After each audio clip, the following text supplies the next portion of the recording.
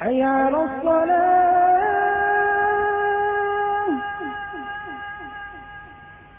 حي على الصلاة السلام علیکم ورحمۃ اللہ وبرکاتہ۔ الحمد للہ رب العالمین والصلاة والسلام علی رسولہ الکریم، اما بعد۔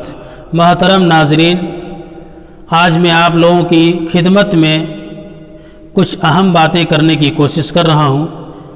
وہ یہ ہے کہ فرض نماز بغیر کسی شرعی عذر کے گھر میں پڑھنا کیسا ہے، کیونکہ بعض لوگ بغیر کسی شرعی عذر کے گھر ہی کے اندر فرض نماز پڑھ لیتے ہیں اور وہ مسجد کے اندر آ کر باجماعت نماز ادا نہیں کرتے ہیں۔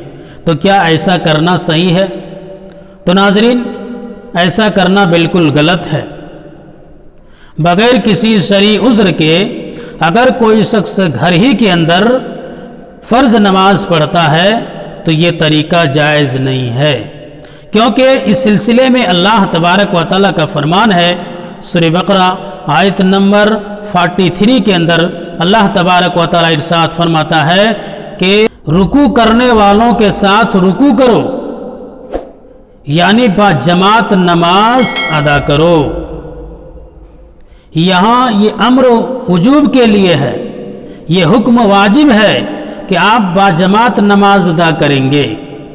اس سلسلے میں ابن ماجہ کی ایک حدیث ہے، حضرت عبداللہ ابن عباس رضی اللہ تعالیٰ عنہ فرماتے ہیں کہ اللہ کے نبی صلی اللہ علیہ وسلم نے فرمایا، من سمع النداء فلم یأتی فلا صلاۃ لہ الا من عذر۔ جس شخص نے اذان سنی اور بغیر کسی شرعی عذر کے وہ مسجد تک نہیں آیا تو فلا صلاۃ لہ، اس کی کوئی نماز ہی نہیں۔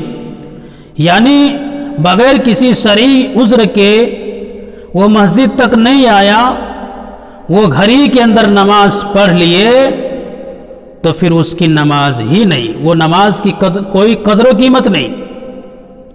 گویا اس سے معلوم ہوا کہ نماز با جماعت ادا کرنا لازمی اور ضروری ہے۔ بخاری و مسلم کی روایت ہے، دیکھیے لوگ کیا کیا بہانہ بناتے ہیں اور کیا عذر پیش کرتے ہیں۔ زیادہ تر لوگ یہی عذر پیش کرتے ہیں کہ ہمیں سستی آ گئی، پھر ہم نہیں آ سکے، گھر کے اندر نماز پڑھ لیے۔ کچھ لوگ یہ عذر پیش کرتے ہیں کہ کام میں مشغول تھا، کام میں مصروف ہو گیا جس کی وجہ سے نہیں آ سکے اور پھر ہم گھر کے اندر نماز پڑھ لیے۔ تو کیا یہ عذر قابل قبول ہے؟ نہیں، کیونکہ بخاری مسلم کی ایک روایت ہے، ایک نابینا شخص اللہ کے نبی صلی اللہ علیہ وسلم کی خدمت میں حاضر ہوتے ہیں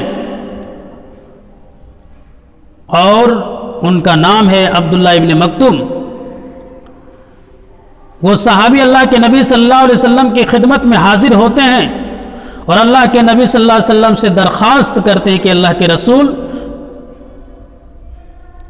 مجھے مسجد تک لانے کے لیے کوئی شخص نہیں ہے اور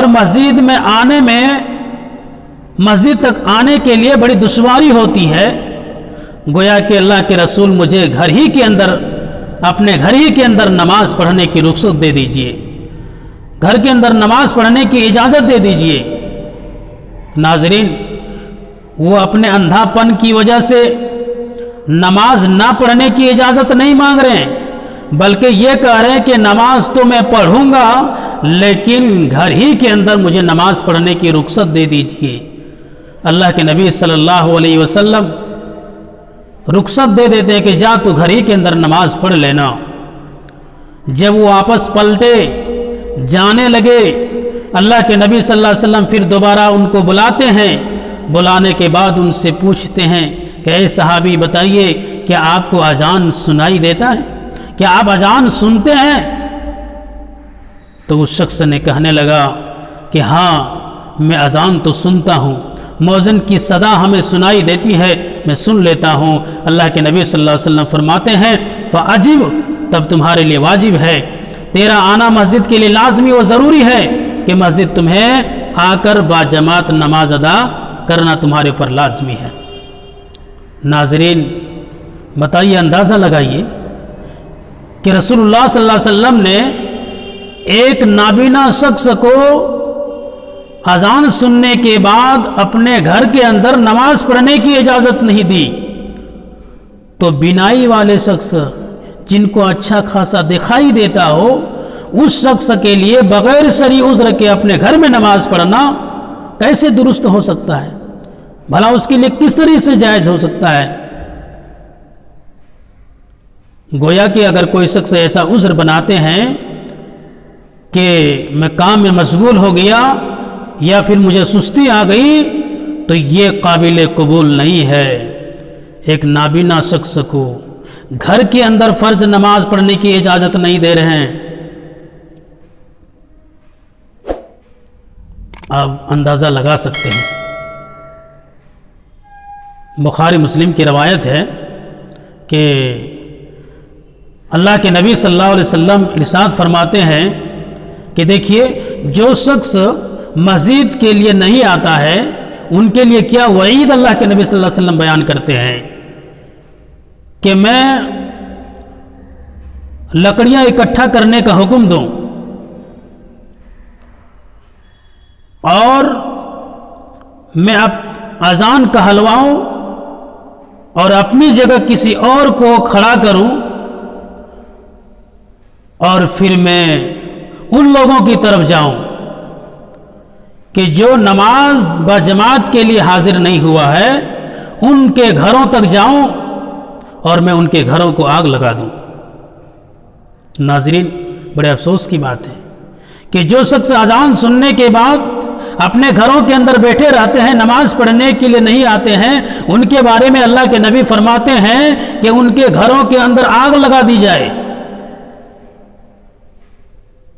تو یہ وعید ہے، بڑے افسوس،